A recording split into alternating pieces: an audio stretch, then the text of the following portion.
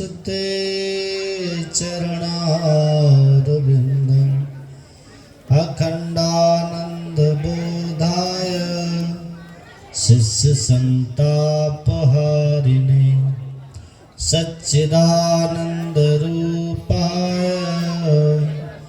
रामाय गुरुवे नमः। बोलिए प्रेम से श्री सद्गुरु महाराज की। परमाराध्य सद्गुरु महाराज के पावन चरणों में नमन। मंचासीन स्वामी रजनीश बाबा, उपस्थित सत्संग प्रेमी महान भावों, पूजनीय माताओं एवं भक्तिमती धर्मशिला बहू, गुरु महाराज की ईश्वर की कृपा से, अनंत कृपा इस पवित्र स्थल में कासिल ग्राम में परमाराध्य गुरु महाराज की छत्र छाया में हम लोग कल से ही संतमत सत्संग का लाभ प्राप्त कर रहे हैं और जिस महायज्ञ का आज विश्राम दिवस है, सुंदर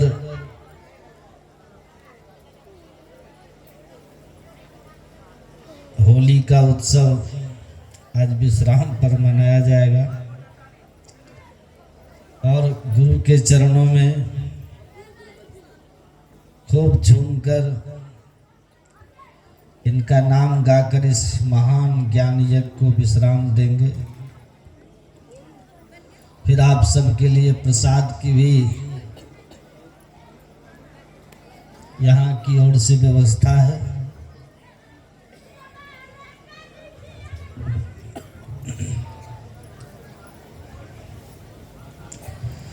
ये संयोग गुरु कृपा से ही प्राप्त हुआ है। हम लोगों ने अपूर्व भाव से सत्संग यहाँ श्रवण प्राप्त किए हैं।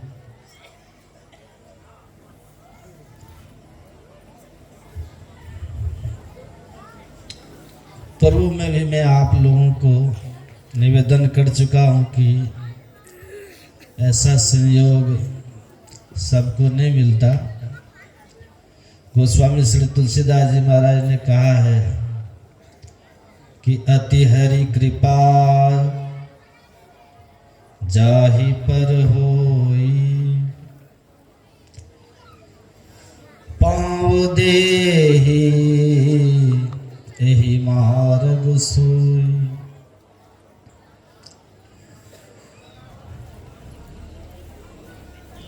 गोस्वामी तुलसीदास कहते हैं कि अति हरि कृपा, भगवान की कथा में, सत्संग में, इस सत्संग में वही व्यक्ति आकर बैठता है, इस सत्संग का वही लाभ प्राप्त कर सकता है। बोले जिस पर ईश्वर की कृपा नहीं, बोले जिस पर गुरु की अति कृपा बरसती है।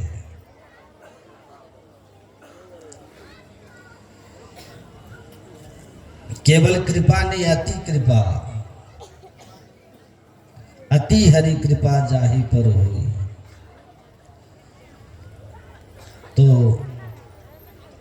हम लोगों पर गुरु की, ईश्वर की अति कृपा, जो कि इस कलिकाल में हम लोगों ने इस सत्संग को प्राप्त किया।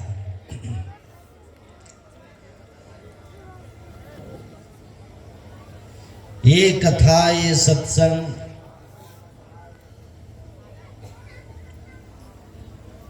हमारे हृदय में परम शांति, परम आनंद और हमारे हृदय के सोनेपन को समाप्त कर देती है।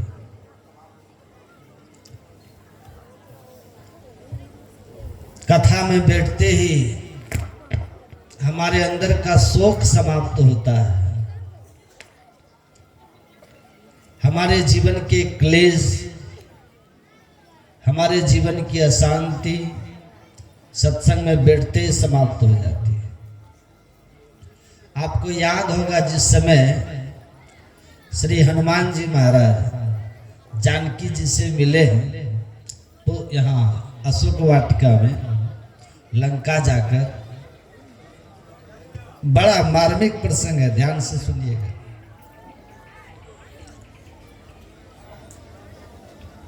माता सीता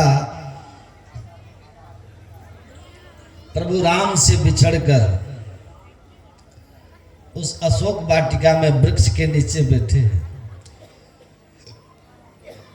और मां जानकी बड़ी दुखी है, शोक में डूबी हुई है। हनुमान जी महाराज लघु रूप धारण करके उसी वृक्ष के ऊपर बैठे हुए जिसके नीचे मां सीता विराजमान है, ऊपर डाली पर हनुमान जी बैठे।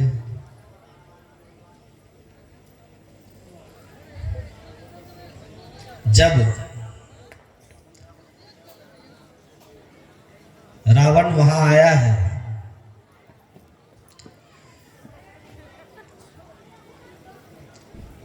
मैं कोई राम कथा के प्रसंग में उतर नहीं रहा, केवल एक छोटा सा बस आपको संकेत करने के लिए ये बात सुना रहा हूं कि जब रावण वहां आया तो उसने एक बात सीता जी को कही थी। रावण ने जानकी जी को इस बात के लिए जोर डाला कि सीता, तुमको यहां लाना मेरा व्यर्थ ही हो गया। मैं तो तुमको अपनाना चाहता था, पर अपनाना तो दूर, मैं तो इतना भी नहीं कर पाया कि एक बार तुम्हारी दृष्टि मुझे मिल जाए।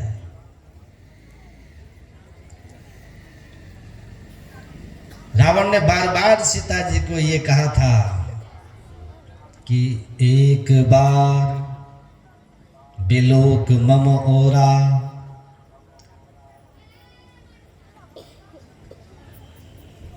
बार बार सीता जी को कहा कि सीते एक बार तू मेरी ओर देख लो, बिलोक मम ओरा।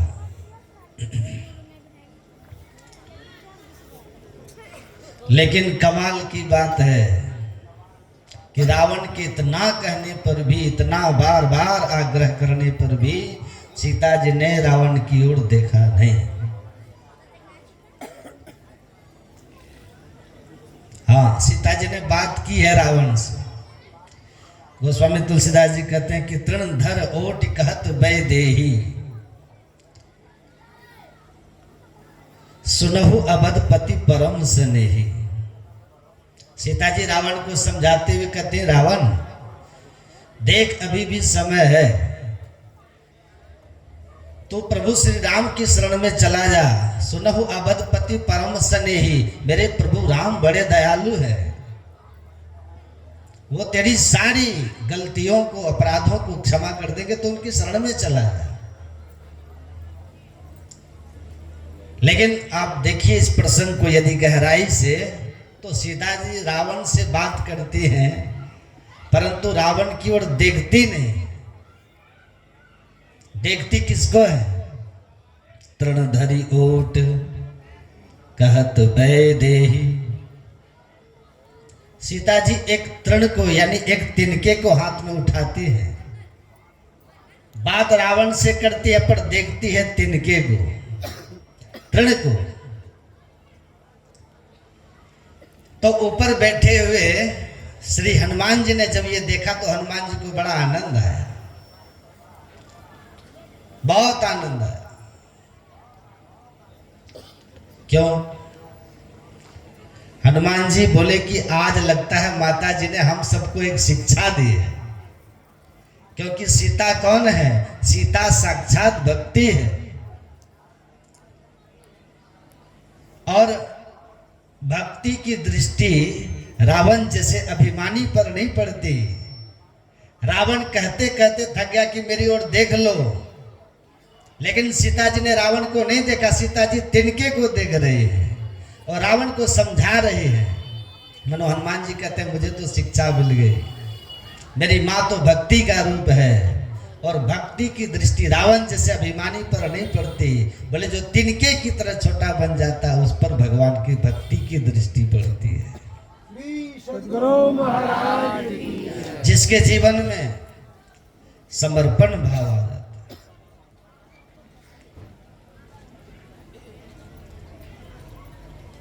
वो भक्ति को पा लेता है।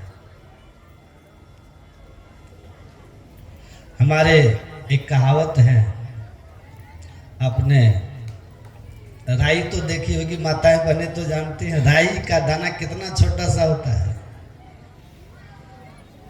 तो एक कहावत है कि राई को 20 हिस्सा ताई को पुनी 20। राई का दाना कितना छोटा सा होता है। हमारे संत कहते हैं कि आप उस राई के दाने के 20 हिस्से कर दो, अब जो 20वां हिस्सा बचे उसके भी 20 हिस्से कर दो, सोचो क्या बचेगा। लेकिन संत कहते हैं कि राई को 20 हिस्सा ताही को पुनी 20, और वासे भी छोटे बन जाओ तो अभी मिल जाए जगदीश। श्री सद्गुरु महाराज की जय। इतना निरअभिमान हम हो जाए तो भगवान अभी भी।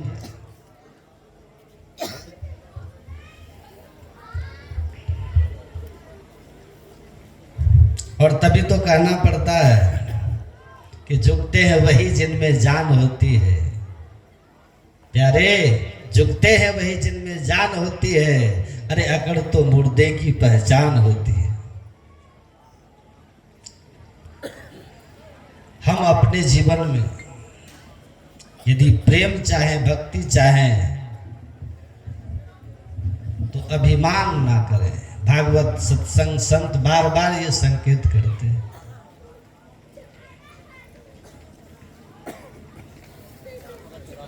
हनुमान जी महाराज जब रावण चला गया तो ऊपर से उतरे हैं वृक्ष से, और हनुमान जी ने बड़ा सुंदर काम किया।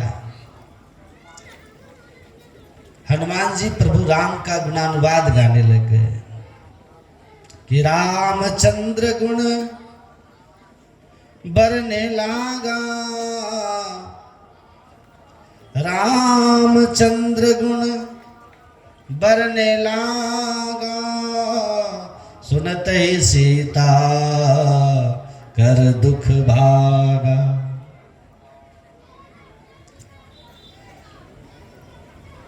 हनुमान जी भगवान राम के गुणों का गान करने लगे सीता जी के सामने, प्रभु की कथा सुनाने लगे, और उस कथा को सुनते ही सुनत ही सीता कर दुख भागा। सीता जी का दुख दूर हो गया। रावण न जाने क्या क्या बोल के गया था, माँ सीता परेशान थी, लेकिन हनुमान के मुख से कथा सुनते ही सुनत ही सीता कर दुख भागा।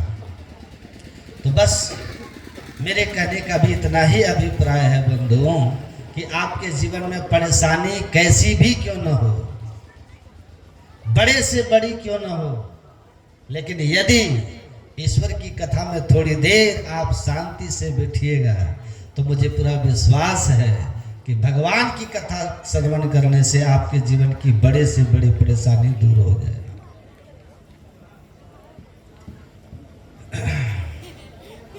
इसका मतलब ये नहीं कि सब परेशानी खत्म हो जाएगी। भगवान की जब विशेष कृपा होती है जीव के ऊपर तो जीव को सत्संग का सौभाग्य प्राप्त होता है।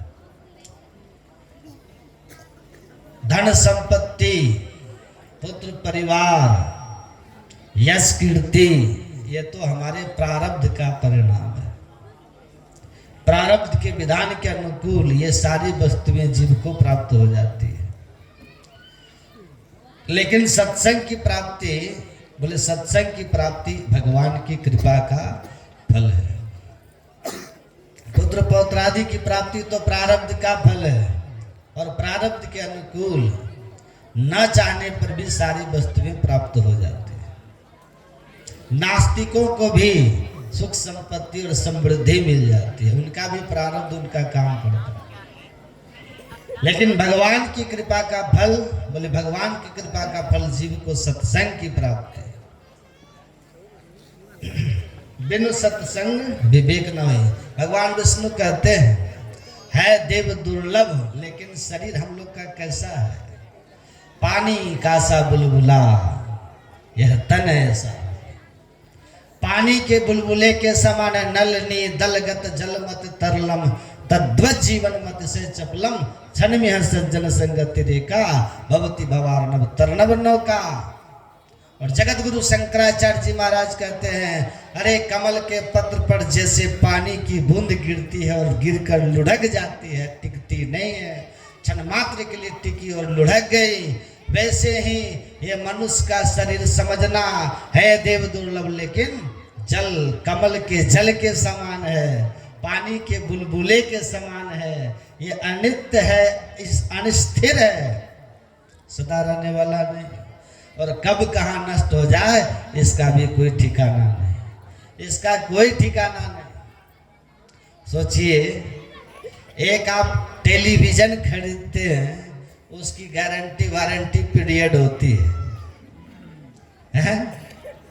सब चीज जो खरीदे आप उसके गारंटी वारंटी खोजते हो, आपका कोई गारंटी वारंटी ले सकता है कि tomorrow you will be here on this planet see the beautiful creation of this God? क्या अगले दिन आप परमात्मा के सुंदर सृष्टि देखने के लिए रह पाएंगे? Who will guarantee you?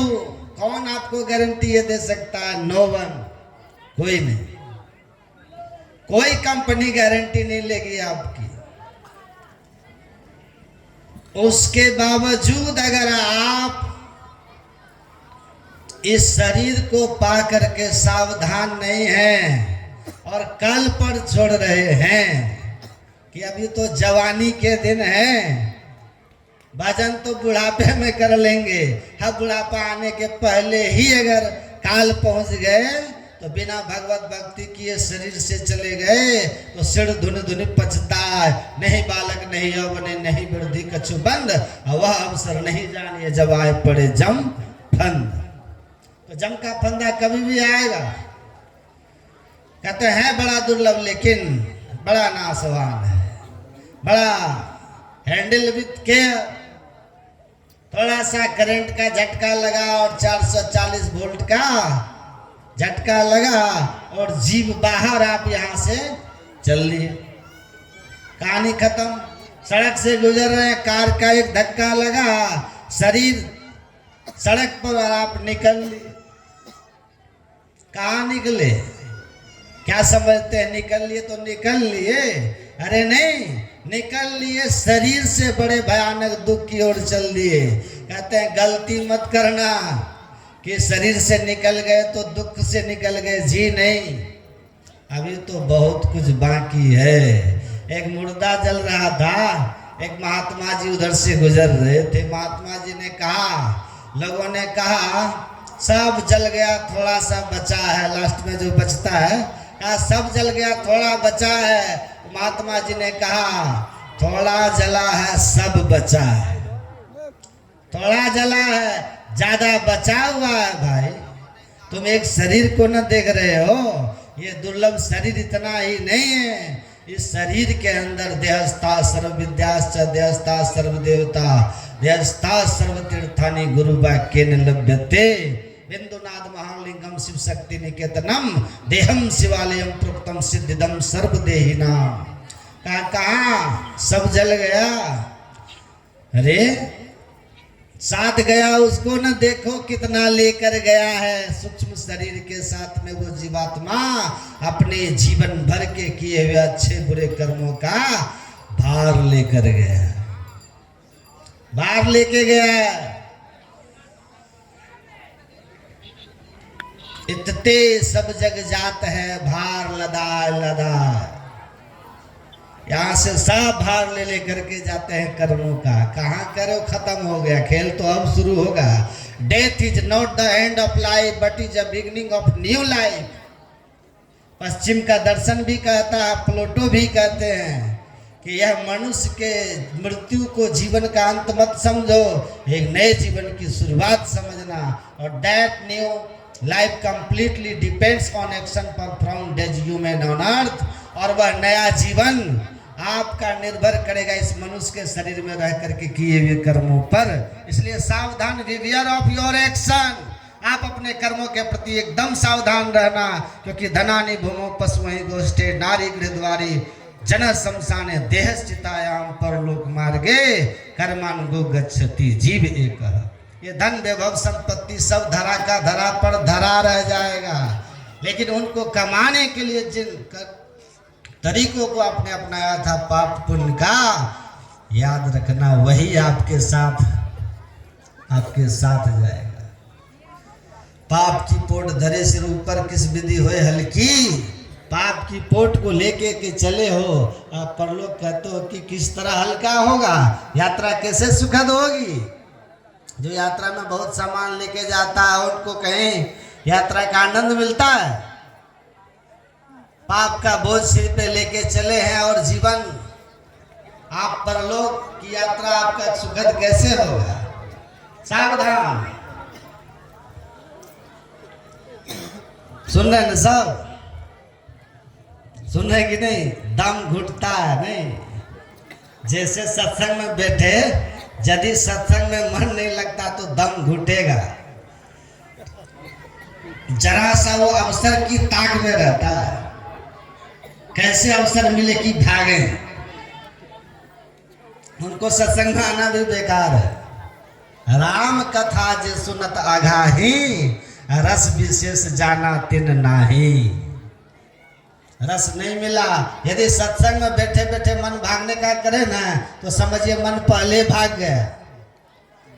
एक जगह ऐसे सत्संग हो रहा था तो बड़ी भीड़ थी वहां। एक बूढ़ी उधर से आई दौड़ते दौड़ते, अब भीड़ को चिढ़ते फिरते बीच में जाके बैठ गए। सुनिएगा ध्यान से।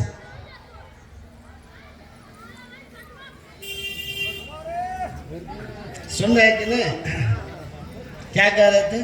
बूढ़ी माता जी थोड़ी देर तक सुनी, सुनते सुनते रोने लग गई, आंख से भट भट आंसू गिरने लगे। बाबा ने जैसे देखा हो ये माता जी धन्यवाद के पात्र हैं, असली एक श्रोता हमको मिल गई। जो राम भगवान ने कहा है ना, दूसरी रति मम कथा प्रसंगा, सत्संग को प्रेम से सुनना चाहिए। गद गद गिरा नयन बह नीरा। ये माता जी सच्ची श्रोता हैं, ये बैठ करके सुन भी रहे हैं और प्रेम से रो भी रहे हैं। श्रोता हो तो ये माता जी की तरह। बाबा बड़े गदगद हैं। अरे एक श्रोता मिला काकभुसुंडी को गरुड़ जी, राम कथा चल गई। एक श्रोता मिला भगवान शंकर को माता पार्वती जी, कितनी कथाएं चल गई। एक श्रोता मिला याज्ञवल्क्य जी को भरद्वाज जी, कितनी कथाएं चल गई। आज मेरा सत्संग भी सफल हो गया। ये माता जी असली श्रोता हमको मिल गई।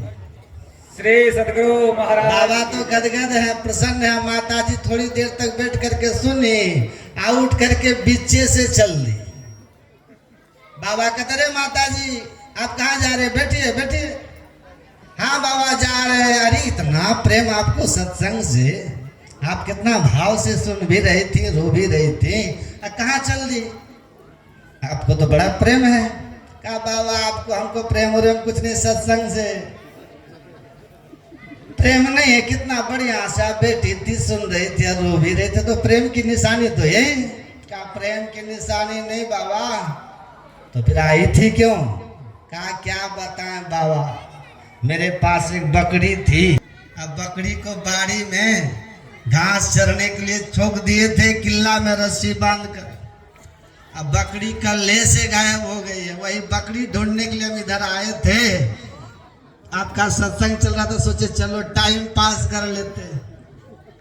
आपका सत्संग सुन करके टाइम पास करने के लिए आए थे यहाँ बाबा। आप बात तो अच्छे थे, तो सुनने में अच्छा लगा, तो बैठ करके सुनने लग गई। लेकिन बाबा आप जो बोल रहे थे ना, आपकी जो दाढ़ी हिल रही थी, तो आपकी दाढ़ी मेरी बकरी की दाढ़ी से मिलती जुलती थी। इसलिए हमको फिर से बकरी की याद आ गई। हम जा रहे फिर से बकरी खोजने के लिए। तन है कहाँ सत्संग में, मन कहाँ चला गया? बकरी पर। तो तन रहेगा सत्संग में। जो सत्संग से उठ करके भाग जाए तो समझिए उसका मन पहले भाग गया। इसलिए पीछे से उठ करके वो भी भाग जाएगा, पहले भाग गया। पक्के गुरु की पहचान रखिए दिमाग में, यही सच्चे गुरु की पहचान है। सच्चे गुरु की पहचान क्या है? हैं? देखिए एक स्कूल में एक शिक्षा पदाधिकारी आ गया अचानक। शिक्षा पदाधिकारी, तो शिक्षा पदाधिकारी जो है ना आया, तो टीचर सोया हुआ था। टीचर फुफकार मार के सो रहा था। ज्यादातर सोते ही है ना स्कूलों में, है ना, या सूटर बुनती है। तो फुफकार मार के सो रहा था। शिक्षा पदाधिकारी अचानक आ गए। कहे क्या कर रहे हैं? कहा शिक्षक बहुत तेज था ये। कहा कि सर रामायण पढ़ा रहे थे, उसमें इन लोगों को हम दिखा रहे थे कि कुंभकर्ण कैसे सोता था। तो हम कुंभकर्ण कैसे सोता था? कहा अच्छा। कहा कि अब तो कर करके दिखाना है ना। नया सिस्टम आया, देख रहे थे नाच नाच के लोग जो हैं बच्चों को पढ़ाने के लिए सिखा रहा था। अच्छी बात है, बच्चे जिस चीज़ से अच्छा सीखे वही पढ़ाई का तरीका होना चाहिए। मैं इसका समर्थन करता हूँ, पर मर्यादा में रह के करना चाहिए। कोई भी चीज़ तो अच्छा लगता है। तो कहा कि अच्छा तो रामायण में क्या पढ़ा है? कहा कुंभकर्ण तो शुरू किए थे, सीता स्वयंवर खत्म किए थे। कहा सीता स्वयंवर पढ़ा दिए, खत्म हो गया? तो हाँ। कहा अच्छा पढ़ा दिए? तो हाँ। कहा अच्छा बच्चा बताओ तो भगवान शिव का धनुष कौन तोड़ा? तो पढ़ा रहे मास्टर साहब, तब न बच्चा सब बोले ये तो सो रहा था। तो बच्चा सब कहता सर हम नहीं तोड़े, हम नहीं तोड़े। कोई बोला सर हम तो स्कूल ही नहीं 2 दिन से आए, देख लीजिए हाजिरी मेरा। गरम हो गया शिक्षा पदाधिकारी टीचर पर। कहा क्या पढ़ा रहे हैं? सीता स्वयंवर यही पढ़ाते हैं, यही सिखाए हैं।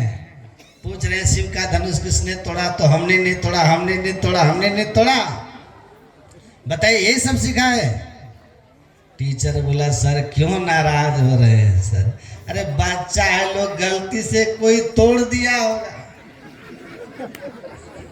शिव का धनुष कोई गलती से तोड़ दिया होगा, काहे नाराज हो रहे? बच्चा है सर। माथा पीट दिया शिक्षा पदाधिकारी। है हम ही पढ़ाया क्या जब इसको ही पता नहीं? बड़े नाराज होकर के हेडमास्टर के पास गए। जाके कहा कि आप काहे के लिए हेडमास्टर हैं? पद खाली कीजिए, पद खाली कीजिए, जल्दी खाली कीजिए। कैसे हेडमास्टर बन गए? कहा बन कैसे गए? मुखिया जी अपना रिश्तेदार थे, बना दिए। पहले तो ऐसे नहीं बन जाते थे। कहा मुखिया जी रिश्तेदार थे, बना दिए। अच्छा ठीक है, बना दिए तो कोई बात नहीं। अच्छा ये बताइए आप कि आप स्कूल में देखते क्या है, पढ़ाई क्या होती है? आपका टीचर सो रहा है, कहते हैं तो कहता है कुंभकर्ण प्रयोग दिखा रहे थे। बताइए। और ऊपर से सीता स्वयंवर बोला पढ़ा दिए। जब हम पूछे बच्चों से कि शिव का धनुष किसने तोड़ा, तो कहता हमने नहीं तोड़ा, हमने नहीं तोड़ा। और आपका ये टीचर से जब पूछे तो हद हो गई। इसका जवाब सुन लीजिए। कहा क्या कह दिया सर?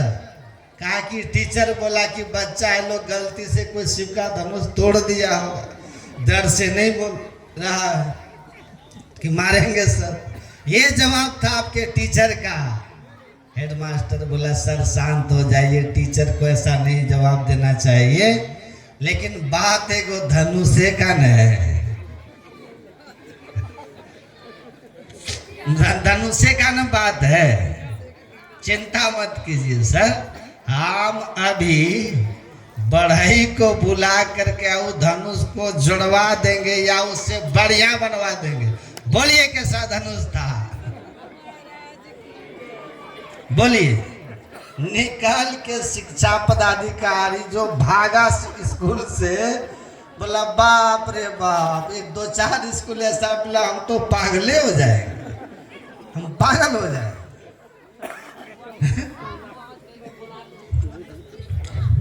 देखिए क्या है ये ज्ञान,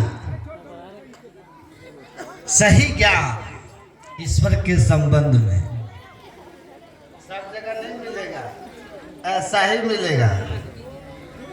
केवल भगवान की लीलाओं का वर्णन सुना दिया जाएगा और कहानी खत्म। इससे कुछ होने वाला नहीं है। परमात्मा की भक्ति को अपने जीवन का लक्ष्य जो बनाया है और सत्संग ध्यान करते हुए अपने पाप कर्म से अलग रह करके संसार अपने कर्तव्य कर्म का निर्वाह किया है।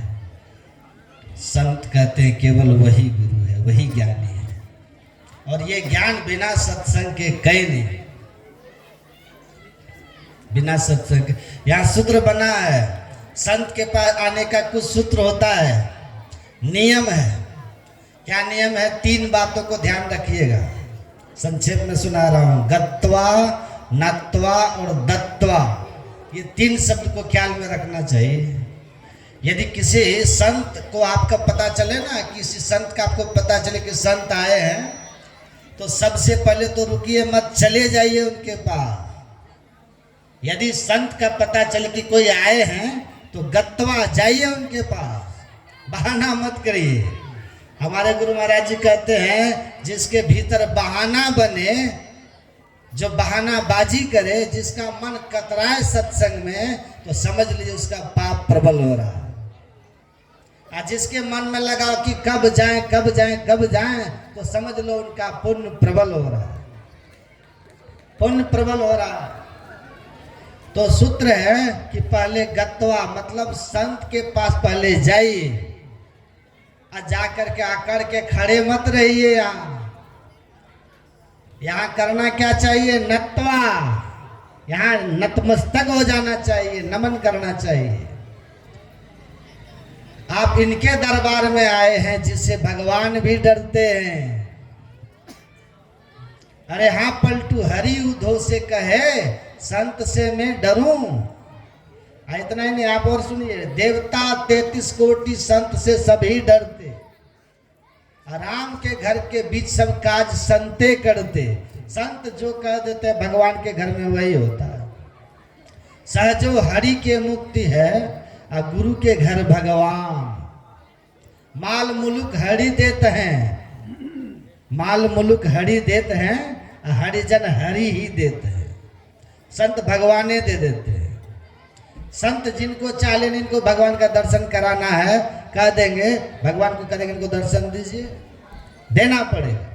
ऐसी बड़ी बड़ी कथाएं हैं पुराणों शास्त्रों में, ऐसी बड़ी बड़ी कथाएं, देना पड़ता है। इसलिए पहला सूत्र तो यह है कि आप गत्वा, वहां जाइए पहले, आने के बाद यहाँ आकर के खड़ा मत रहिए। यहाँ नत्वा झुकिए, नतमस्तक हो जाइए।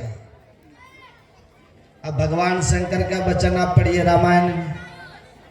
यदि कोई व्यक्ति संत सदगुरु के पास जाए या भगवान के पास जाए और वहां जाकर के जैन नमत हरि गुरु पद मूला, जो यहाँ आकर के नहीं झुकता है, नहीं नबता है, तो शंकर भगवान कहते ते सिर कटु तुमड़ी समतुला, उनका माथा तितलोकी के समान है।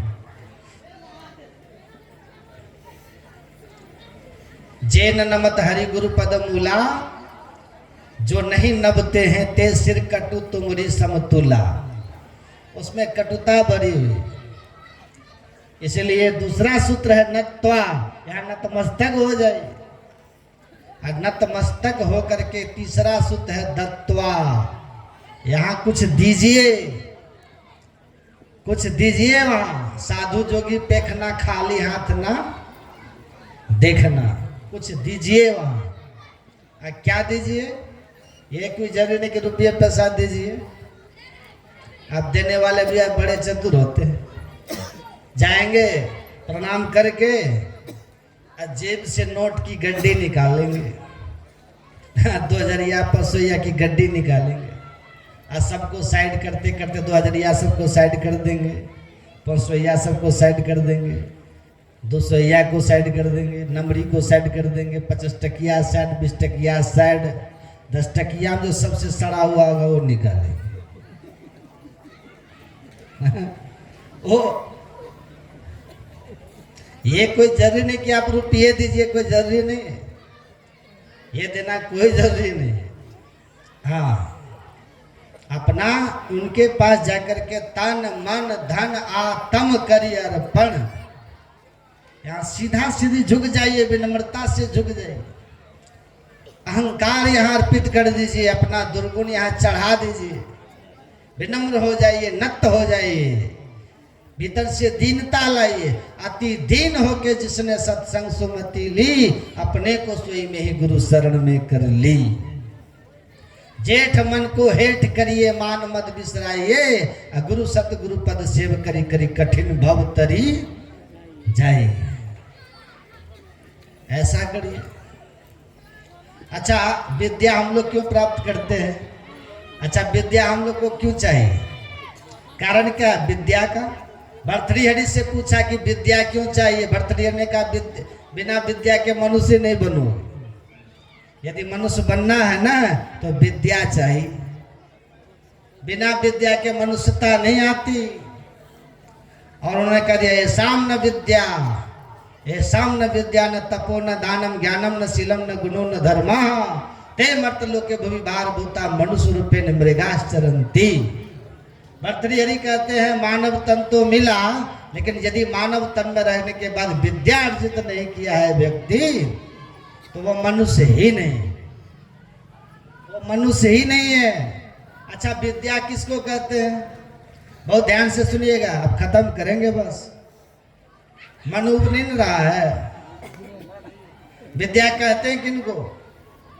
एक होती है विद्या और एक होती है शिक्षा। दोनों में फर्क है। शिक्षा और विद्या में फर्क है। शिक्षा जो प्राप्त करते हैं उसको कहते हैं शिक्षित, कहते हैं कि नहीं? जो शिक्षा जिनके पास, वो कहते हैं शिक्षित है, ये एडुकेटेड, ये शिक्षित है, ऐसा लोग कहते हैं, ये शिक्षित है। और आपने एक बात का ख्याल किया, आप कभी कल घोड़ा के लिए भी कहते हैं घोड़ा शिक्षित है, कहते हैं, कहते हैं कि नहीं? ये घोड़ा शिक्षित है क्योंकि बढ़िया से टम टम को खींचता है ये घोड़ा। ये तोता भी शिक्षित है क्योंकि तोता राम राम कहता है, कह देते हैं ना। तो शिक्षा तो तोता को भी मिल जाती है, शिक्षा तो घोड़ा को भी मिल जाती है। कुत्ता को देखे, कुत्ता को कितनी शिक्षा रहती है। कुत्ता को देखिए, वो गुप्तचर के पास जो कुत्ता होता है, जो काम मनुष्य नहीं कर सकता वो काम कुत्ता कर देता है। अब बंदरों की सेना आप जानते हैं कि नहीं, वो भी पिस्तौल राइफल चलाता है, बंदूक बंदर भी चलाता है, आश्चर्य लगता है। तो शिक्षा की बात अलग है, शिक्षा अलग है, शिक्षा अलग है, अब विद्या अलग है। विद्या किसको कहते हैं? जब शिक्षा के संग में संस्कार जुड़ जाता है तो वही विद्या कहलाती है। और संस्कारहीन जो शिक्षा है वो शिक्षा है, वो तो पशुओं के भी पास होती है, वो तो तोता मैना के भी पास होता है। तुलसीदास जी लिखते साधु असाधु सदन सुख सारी, असुमिरहि नाम देहि गनगारी। साधु के घर का जो तोता मैना होता है वो राम राम करता है, इतनी शिक्षा उसको मिली है। और असाधु के घर का जो तोता मैना होता है वो गाली देता है। तो शिक्षा तो उनको भी है। भर्तृहरि ने शिक्षा की बात नहीं करी। भर्तृहरि कहते हैं जिनके पास विद्या है। अब विद्या का लक्षण क्या है? विद्या की पहचान क्या है? अब पढ़ी विद्या ददाती, ये बात तो सब जानते हैं। विद्या ददाती विनयम, विनयात याति पात्रताम, अपात्रत्वात् धर्माप्नोति, धनात् धर्म ततः सुखम। देखिए कितना ये सूत्र बढ़िया बना हुआ है। विद्या का लक्षण ये है, जब व्यक्ति के पास विद्या होती है तो वो विनम्र हो जाता है। और जो विनम्र होकर के रहता है, विनम्र व्यक्ति को ही पात्र, उन्हीं के पास पात्रता, वही पात्रता उनके जीवन में होती है। और जहाँ पात्रता होती है वो इनके पास धन टिकता है। और जिनके पास धन है वही धर्म करता है। और जो धन से धर्म करता है वही सुखी होता है। ये सूत्र बना। धन किसी के पास बहुत है, लेकिन यदि धन से धर्म नहीं हो तो वो सुखी नहीं होगा। आप धन को रख लीजिए जेब में, घूमते रहिए, आप सुखी नहीं हो पाइएगा, बल्कि और टेंशन होगा दिमाग में। तुलसीदास जी कहते हैं जब तक धन नहीं है तब तक प्रेत की तरह नाचते रहिए, और धन कमाने के लिए एड़ी छोटी का पसीना ये करते रहिए। और धन जब हो जाए तब आग की तरह जलते रहिए धन की रक्षा करने के लिए। ये दोनों तरह से दुखी देता है। और यदि उसी धन से धर्म किया जाए तो सूत्र बना धनात् धर्म ततः सुखम। धन से धर्म होता फिर उससे सुख मिलता। तो मूल में देखिए विद्या का परिणाम क्या होता है। रावण के पास विद्या थी लेकिन विनम्र था रावण। रावण विनम्र नहीं था। ज्ञान तो चारों वेद का था, उसके पास चारों वेद पढ़ा था, ब्रह्मा जी से चतुर्वेदी रावण कहलाता था। शंकर भगवान ने कहा अरे रावण तुम किसी को प्रणाम क्यों नहीं करता है? कम से कम मुझे तो प्रणाम करो। रावण ने कहा हम प्रणाम और नाम नहीं करते, हम किन्हीं से छोटे रहेंगे तब ना प्रणाम करेंगे। अब पढ़ा है चारों वेद। शंकर भगवान कह रहे ठीक है किसी को नहीं करते, कम से कम मुझे तो प्रणाम करो। मैं तेरा आराध हूं, मैं तेरा गुरु हूं, मुझे तो प्रणाम करो। रावण ने काम किसी को करते ही नहीं, तो आपको कैसे करेंगे? अरे मुझे तो करो। आप पढ़िएगा, महापुरुष ऐसी कथा सुनाते हैं। रावण ने क्या किया, जहां शंकर भगवान बैठे थे ना कैलाश पर, पूरा कैलाश को उठा करके अपने माथे पे रख लिया और कहा शंकर जी आपका पैर मेरे माथे पे आ सकता, लेकिन मेरा माथा आपके पैर पे नहीं जाएगा। कितना टेढ़ा है, टेढ़ा देख रहे हैं।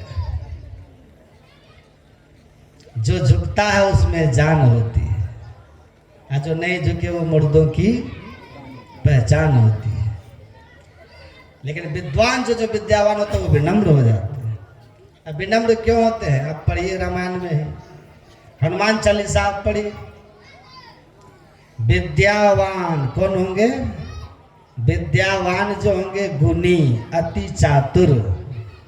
जो विद्यावान होंगे वो गुणी होंगे और चतुर होंगे और राम काज करबे को आतुर, वो भगवान का काम करने के लिए आतुर रहेंगे। वो विद्या का लक्षण, विद्या की पहचान यही है। राम का कार्य क्या है? राम का काम क्या है? भगवान का कौन सा काम है? भगवान का काम एक ही है, सत्संग और भजन। बस ये सत्संग है भगवान का अंग, और बैठ करके भजन करना ये भगवान की भक्ति।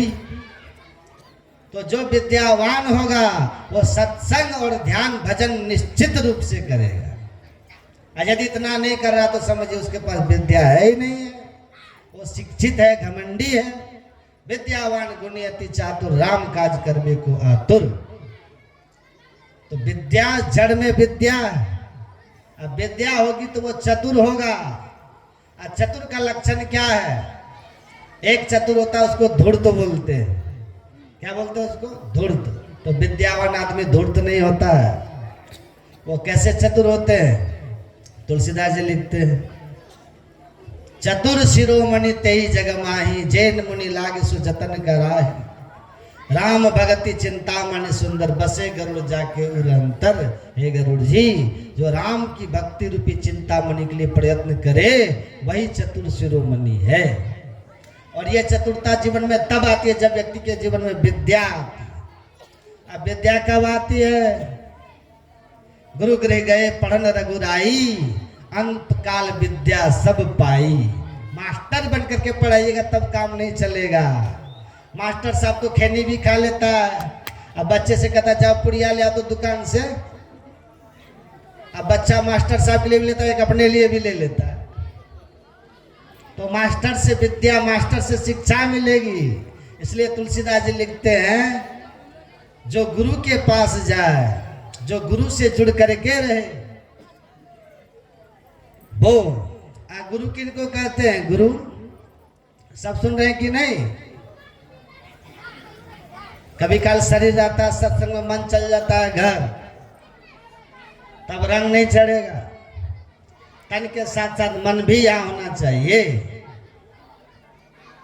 देखिए भगवान का उपदेश है, सत्संग करें हम लोग, अब बड़े प्रेम से सत्संग करें और बड़ी श्रद्धा से सुनिए। सत्संग सुनते सुनते कड़ी सत्संग, सत्संग भी कीजिए और गुरु खोज करिए, गुरु की भी खोज करते रहिए। क्योंकि राम भगवान कहते हैं, गुरुपद पंकज सेवा तीसरी भक्ति अमां। यदि जीवन में गुरु नहीं होगा तो भजन शुरू होगा? तब भजन शुरू नहीं होगा। और अपने यहाँ कहावत क्या है? कहावत है, गुरु करो जाना पानी पियो छान। बहुत सोच समझ के गुरु कीजिएगा। पान दिया, फूल दिया और दिया पैसा, 3 फूक फूक दिया बेल हो की भैंसा। इससे काम चलेगा? लोभी गुरु और लालची चेला, दोनों नरक में ठेलम ठेला, दोनों जाएगा नरक। हरे शिष्य धन शोक न हरई, असो गुरु घोर नरक मह पड़ई। नर गुरु बता चेला, मांगे केला दिए ढेला। ऐसे गुरु से काम नहीं चलेगा। इसलिए कहते गुरु करो जाना पानी पियो छान। एक आश्रम में एक बाबा रहते थे। बाबा, एक लड़का वहां गया, कहा कि बाबा हम आपको अपना गुरु बनाएंगे और आप ही के आश्रम में हम रहेंगे। तो बाबा भी वही कान फूका थे, बेचारे कान फूकने वाले, जानते कि नहीं? पान दिया, फूल दिया और दिया पैसा, 3 फूक फूक दिया बेल हो की भैंसा। हमारे गुरु महाराज जी कहते आजकल लोग दीक्षा देने के बदले कान फूकने लग गए। कान में कहना क्या चाहिए वही बात को भूल गए। तो कान फूकने से कुछ होगा? लड़का बोला बाबा हम भी आपके आश्रम में रहेंगे, कृपा करिए। कहा ठीक है रहो।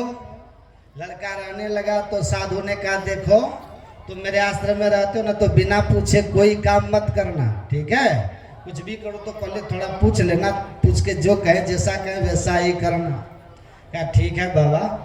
अब कहीं जाना था सत्संग में बाबा को, तो खंजरी लिए, करताल लिए, जो था उनके पास, ज्वाला लिए, कमंडल लिए, चल लिए। और उस समय तो घोड़े की सवारी होती थी। चल लिए, गुरुजी बैठ गए घोड़ा पर, और चेला था जवान तो पीछे पीछे चल रहा है। रास्ते में गुरुजी के जेब में कुछ पैसा उसा था तो जेब से गिर गया। जेब से गिरा तो पैसा गिर गया। और जब सत्संग स्थल पे गए तो जेब में देखे गुरुजी तो जेब में पैसा ही नहीं है। तो लड़का से पूछा, अरे जेब में पैसा था क्या हुआ? कहा गुरुजी तो रास्ते में गिर गया। तो तुम उठाया नहीं? कहा गुरुजी महाराज आप बोले थे ना बिना पूछे कोई काम मत करना, तो हम कैसे उठा लेते? आप ही ना बोले थे बिना पूछे कोई काम मत करना, तो हम कैसे उठाते? अरे तुम साथ में रहते हो, कुछ गिरे तो उठा लेना चाहिए ना। कहा ठीक है सरकार, अब आगे से ध्यान रखेंगे, कुछ गिरेगा तो हम उठा लेंगे। कहा ठीक है। अब फिर जैसे घोड़ा पे चले गुरुजी, तो घोड़ा को लगा लेटिंग तो लिद्दी गिरने लगी।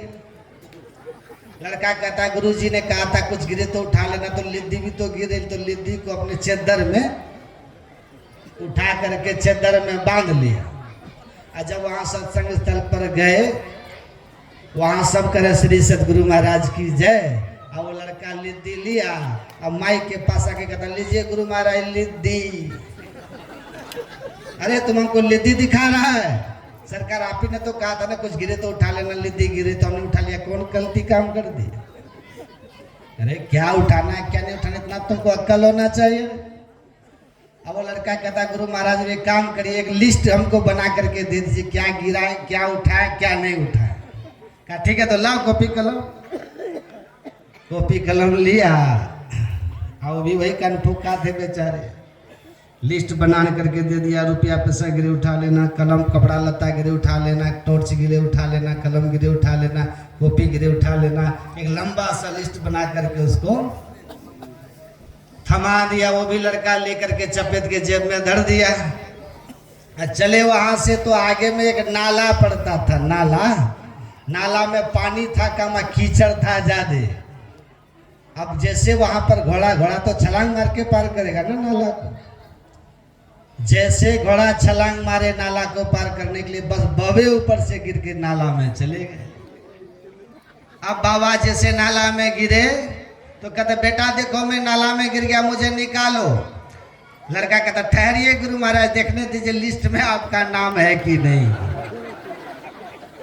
लिस्ट तो आप ही बनाए हैं ना, आपका नाम देख लेते हैं लिस्ट में है कि नहीं। अब लिस्ट में उसका नाम तो था नहीं। लड़का एक बार पढ़ा, कहता गुरु महाराज माफ करिएगा इसमें आपका नाम नहीं है। अरे बेटा निकालो जब मुझे बड़ा कष्ट हो रहा है। ठीक है आप फिर से पढ़ लेते, ठहरिए आप। दोहरा करके पढ़ा, तेहरा करके पढ़ा, उसमें गुरुजी का नाम था ही नहीं। कहा गुरुजी माफ करिएगा आपने इसमें नाम इसमें लिखा ही नहीं, आप पढ़े रहिए मैं चलता हूँ। चला वहां से चला गया गुरुजी, उसी में जा करके मर के वो खत्म हो गया। इसी को कहते लोभी गुरु लालची चेला दोनों नरक में ठेलम ठेला। अनहर गुरु बता चेला मांगे केला दिए ढेला। ज्ञान कहे अज्ञान बिनु, तम बिनु कहे प्रकाश, निर्गुण कहे जो सगुण बिनु सो गुरु तुलसीदास। जो गुरु आंख बंद करने के बाद जिसको भीतर में अंधकार नहीं दिखे वो गुरु होते। आज यदि चेला को भी अंधकार दिख रहा है, गुरु को भी अंधकार दिख रहा है, तो समझिए वो गुरु और चेला दोनों बराबर है। नहीं है वो गुरु चेला का संबंध। जिसके भीतर ज्ञानता नहीं है, जो ज्ञान की भूमि पर रहता है, जो अंधकार से ऊपर उठे हुए ऐसे महापुरुष यदि कोई मिले तब वो गुरु क्या करेंगे? सतगुरु पशु मानुष करें। अब मानुष थे सिद्ध सोए, दादू सिद्ध थे देवता देव निरंजन होए। सतगुरु जब मिलते हैं ना तो जीव से ब्रह्म बनाते, इतना लाभ पहुंचाते हो। तो राम भगवान कहते हैं ऐसे गुरु के पास जाइए, बिना गुरु का कोई मत रहिए। गुरु बिन माला फेरता, गुरु बिन करता दान, गुरु बिन सब निष्फल गया बूझो वेद पुराण। गुरु बिनु जप तप दान व्यर्थ व्रत तीर्थ फल नहीं दाता, लक्ष्मीपति नहीं सिद्ध गुरु बिन वृता जीव जग जाता, सब व्यर्थ हो जाता है। इसलिए भगवान कहते हैं जहाँ सच्चे गुरु मिले, सच्चे गुरु की पहचान यही है। सच्चे गुरु की पहचान है, जो सच्चे गुरु होते हैं मुर्शिदे कामिल से मिल, सिद्ध और सबूरी से तकी, जो तुझे देगा फहम शहरत को पाने के लिए। सच्चे गुरु की पहचान यही है कि आपके भीतर में सुषुम्ना कहाँ है, आपके भीतर में शहरक कहाँ है, उसका पता बता दे। क्यों भटकता फिर रहा तो है तलाशे यार में, रास्ता शहरग में है दिलबर पे जाने के लिए। हैं स्कूल की विद्या, आप शराबी गुरु भी है तो आपको पढ़ा के सिखा देगा, क्योंकि उसमें बुद्धि का काम होता है। एक बुद्धि दूसरी में चली जाती है, वो ज्ञान आप ले लीजिएगा। लेकिन अध्यात्म विद्या का गुरु अगर स्वयं सात्विक सदाचारी नहीं होगा तो उसके द्वारा दिया गया ज्ञान फलीभूत नहीं होता। इसलिए गुरु महाराज ने साफ साफ कहा कि मुक्ति मार्ग जानते, साधन करते नित, साधन करते नित, सच्चित जग में रहते, दिन दिन अधिक विराग प्रेम सत्संग सो करते, दृढ़ ज्ञान समझा बोध बुद्धि को हरते, मैं ही ये गुणधर जो गुरु से सतचित, मुक्ति मार्ग जानते साधन करते नित। जो मुक्ति मार्ग को ठीक ठीक जानते हैं, आपके अंदर में उठने वाली किसी भी आध्यात्मिक शंकाओं का समाधान करने की क्षमता रखते हैं, स्वयं साधन भजन करते हैं, संसार से वैराग, संसार की आसक्ति नहीं रखते हैं, ऐसे गुण जिनमें हो उनसे ही शिक्षा और दीक्षा लेना चाहिए, तो मंत्र फलीभूत होता है। वरना सब दिन तो सदगुरु महर्षि में ही मिलने वाले नहीं हैं ऐसे संत, लेकिन इनके बताए हुए सदयुक्ति भी वैसे ही गुरु से लीजिए जो उनको जांच परख के लीजिए। ये नहीं कि आया समझा, हाँ हाथ जो तरह उनको जानते हैं, अगर वो आपको कह रहे हैं कि अच्छे हैं तो ठीक है, वरना भेड़िया धसान तो कभी करना ही नहीं चाहिए। तो शिक्षा दीक्षा लेकर के आचरण अपने में सुधार करके, और ऐसे लोग मिले वो दीक्षा शिक्षा लीजिए उनसे। संत सदगुरु संसार से कभी जाते नहीं है, सब दिन रहे, शरीर रहे या ना रहे। भगवान राम को कहा जैसे जल और उसका तरंग लहर दोनों स्थिति में जल जल ही रहता है, वैसे ही तरंगित अवस्था शरीर में रहे या शरीर को त्याग कर दे, संत सदगुरु की सामर्थ्य में कोई कमी नहीं रहती। जो उनके बताए राह पे चलते हैं, इनका ध्यान स्मरण करते हैं, उनको पुकारते हैं, वो हमेशा इनकी मदद करने के लिए, सब शरीरधारी जैसे आपकी मदद करता है ना, वो भी वैसे ही करते हैं। क्योंकि संत कभी मरते नहीं, संत भगवंत अंतर निरंतर नहीं किमपि कह विमल मति दास तुलसी। तो इस दृढ़ता और श्रद्धा के साथ गुरु महाराज के चरणों में अपने वृत्ति को जोड़ के रखिएगा, हमेशा इनके बताए विधि से साधन कीजिएगा। एक गुरुजी थे, बस का के खत्म कर रहा हूं 2 मिनट में। एक गुरुजी थे, एक राजा का हाथी था, तो वो हाथी जो है ना, हाथी खुल गया, खुल के जाके तरबूज, जानते ना तरबूज, इतना बड़ा बड़ा होता है तरबूज, तो वो तरबूज के खेत में वो हाथी घुस गया। तो तरबूज जो है, एक तब तरबूज मुंह में लेकर के निगल रहा था, लेकिन वो गले में जाके फंस गया। हाथी घूम के तो आ गया, खेत का मालिक उसको भगाया जिसके खेत में था, लेकिन तरबूज देखा निगल रहा है। जब हाथी चला गया, सामने कुछ खा नहीं रहा, खड़ा है गले में फंसा हुआ तरबूज, बड़ा दुखी हुआ। राजा को लगा हाथी खा पी नहीं रहा, एक दिन गुजर गया, दूसरा दिन गुजर गया, चारों तरफ चर्चा होने लगी, राजा साहब का हाथी बीमार है, बीमार है। राजा सोचे कि भाई क्या हो गया हाथी को। कहा कि अचानक गला फूल गया, गलगांठ हो गया, गले में गांठ हो गया। तो हाँ, 2-4 वैद्य को बुलाया, इंजेक्शन वगैरह लगाया। वो कौन सा वहां पर गांठ घाव था जो सूख जाता, वो तो शरीर से अलग था, तो उस पर क्या सुई का असर पड़ता। तो कुछ फर्क नहीं पड़ा, बड़ा चिंता हो गया। कहा कि राजा साहब घोषणा कर दिए कि हाथी को जो बचा लेगा उसको मैं 50,000 रुपया दूंगा। भाई 20 लाख का हाथी है, जिसके खेत में था उसको लगा कि ये हाथी तो मेरे खेत में परसों तरबूज निकल रहा था, मुंह में लेके गलगांठ हो गया, गलगांठ हो गया, उसी दिन से हल्ला हो रहा है, जरा हम चल के देखें। तो गया, हाथी का मुंह में हाथ लगा के देख लिया, कहा अरे यहाँ तो तरबूज लटका हुआ है, अटका हुआ है तरबूज। तो बाहर से लोग बाहर से चूचा करते थे। डॉक्टर कहा कि हम इसको ठीक कर देंगे, शर्तिया इलाज है। कहा ठीक कर दो। कहा कि 4 पहलवान को बुलाइए। हाथी बैठे नहीं, दर्द से, पहलवान को बुलाइए, हाथी के पैर में जंजीर बांधिए इसको गिराई और पैर में जंजीर बांध करके हाथी को गिराया। उसके बाद 2 पत्थर लेकर के आया, मंगाया, एक पत्थर नीचे रखा, एक पत्थर ऊपर से मारा ना। तरबूज जो था वो फूट गया। जैसे तरबूज फूटा तो गले में घुस गया, जगह बन गया, चला गया अंदर। हाथी एकदम से छटपटा के उठा, मुड़ी उड़ी झाड़ करके खाना शुरू करने लगा। कहा कि ठीक कर दिया, इसको तो पैसा मिल गया, ये चल दिया, खुश, इलाज तो हो गया, गदगद हो गया। देख, एक आदमी खड़ा होकर के ये सब देख रहा था। उसको लगा कि इतना आसान इलाज है, आज सर्दिया इलाज करके ठीक कर दिया, 50,000 कमा लिया। कहा अरे हम भी कमा सकते हैं। एक साइकिल लिया, एक झोला लिया, उसी में 2 इतना बड़ा बड़ा पत्थर लिया। आज दूसरे गांव में जा कर के चिल्ला के बोलता, घेघा का इलाज करा लो, घेघा का इलाज करा लो। सर्दिया इलाज, 1000 रुपये में घेघा ठीक करने का सर्दिया इलाज।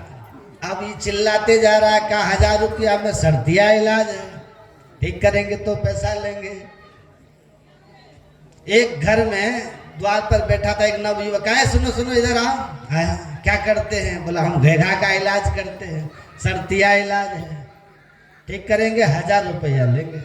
कहा कि हमारी माँ को घेघा ठीक कर दीजिएगा। कहा एकदम ठीक कर देंगे। कहाँ है? कहा अंदर है। कहा चलिए, ले गया। 2-3 भाई था लोग। कहा ए माँ देखो ये आया है, बोल रहा है कि घेघा का सर्दिया इलाज करेंगे, 1000 लेंगे ठीक करने के बाद। कहा ठीक करा दो बेटा। कहा क्या करना होगा? कहा कि एक रस्सी लेकर आइए, बुढ़िया के टांग में बांधिए, टांग में, पैर में जो देखा था वहां का बांधिए, इसको गिराइए। अब पैर में रस्सी बंधवा के उस बूढ़ी को गिराया।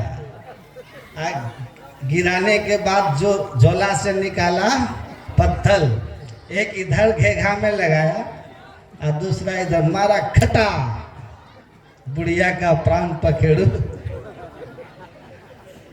अब प्राण हवा में उड़ गया, बेचारी वो तो गई।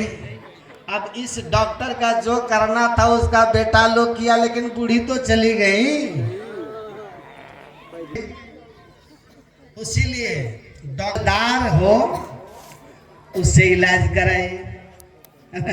और शरीर का बात है भाई, और आत्मा के अनंत जीवन का निर्माण होना है, सदगति और दुर्गति होनी है। तो गुरु ऐसे वैसे कर लीजिएगा, कुछ भी खाओ पियो और आंख बंद कर लो और चाहे माला घुमा लो और चाहे कुछ भी मंत्र 5 बार जप कर लो, इससे आपका कल्याण हो जाएगा। जो सच्चे गुरु मिलते हैं वो कहते हैं कि पहले खान पान को ठीक करो।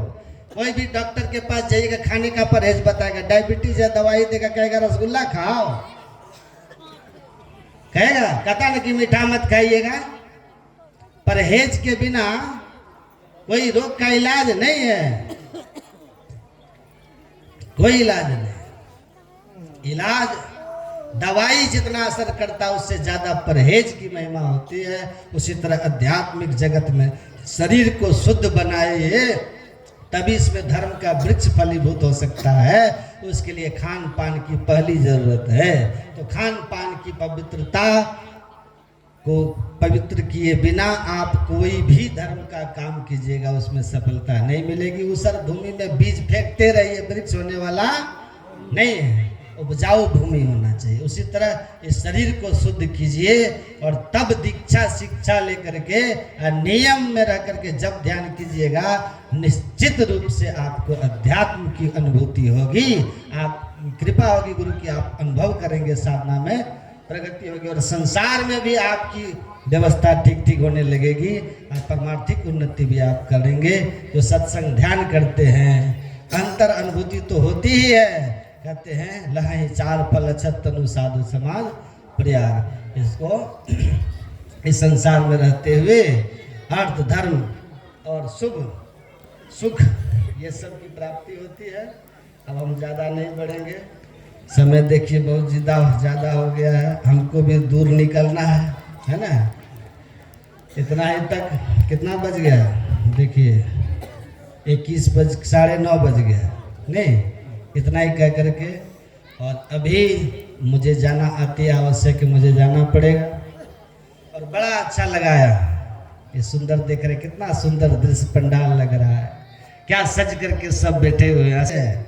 उधर तो मेला लगता है, यहाँ कितना अच्छा लगा। जाने का मन सच कहिए तो खुद हमको नहीं है भीतर से, पर मेरी भी लाचारी व्यवस्था है, जाना पड़ेगा, हम जाएंगे। हाँ, यदि आप और भी सुनना चाहते हैं ना, तो एक है आपको मिलेगा यूट्यूब, मोबाइल सबके पास है ना, अपने अपने मोबाइल में सब यूट्यूब में सर्च कर लीजिएगा, महर्षि में ही आश्रम, महर्षि में ही उसको सर्च कर लीजिएगा, उसको आप सब्सक्राइब कर लीजिएगा, बेल बटन दबा दीजिएगा, जहाँ प्रवचन मेरा कहीं होगा आपको सीधा तुरंत मिल जाएगा, आप सुन लीजिएगा। इसके साथ साथ लगभग सभी बाबा लोग जितने हमारे साथ होते हैं उनका भी उस पर सुनाया जाता है।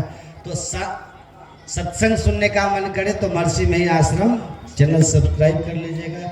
अब देखिए 2 दिन तक मैंने आप लोग को सुनाया, और हमको तो संकोच भी होता था, लेकिन आप लोग का स्नेह प्रेम, ये कुमोद जी हैं, ये डॉक्टर साहब, ये बड़ा प्रेम हमसे रखते हैं। इन्होंने मुझे फ़ोन किया तो मैंने, ये जब भी फ़ोन करते तो मैं समय इनको दे देता हूँ। तो इनके सदप्रयास से, इनके सब के साथ में, आप इनके साथ में जो भी कमेटी के लोग हैं, सबका प्यार है मेरे प्रति, सबका प्रेम है, सबके प्रति साधुवाद, सबको गुरु महाराज की कृपा बनी रहे। और आज देखिए जो भंडारा हुआ कल और आज, जो भंडारा हुआ वो उनका नाम क्या है, रमेश जी, उनके लिए भी मैं बहुत बहुत साधुवाद करता हूँ, उनको आशीर्वाद देता हूँ कि देखिए दीक्षा भी नहीं लिए फिर भी कितनी श्रद्धा है उनके प्रति, सत्संग के प्रति। उनके तरफ से यहाँ कल से आज तक भंडारा हुआ, विदाई सब वही करेंगे, अब ज़्यादा हम कुछ नहीं कहेंगे। और अभी हम आरती के बाद यहाँ से आप लोग के बीच से चले जाएंगे, फिर कभी मौका मिलेगा तो फिर सुनाएंगे। इतना ही कह करके मैं अपनी वाणी को अब मैं विराम देता हूँ। जो भी कुछ कहा गलती सुनती माफ करिएगा। बोलिए प्रेम से श्री सद्गुरु महाराज। हेलो, मैं समिति की ओर से शवों का अभिवादन करने के लिए आमंत्रित करना चाहूंगा हमारे पूर्व प्रधानाध्यापक और सत्संग प्रेमी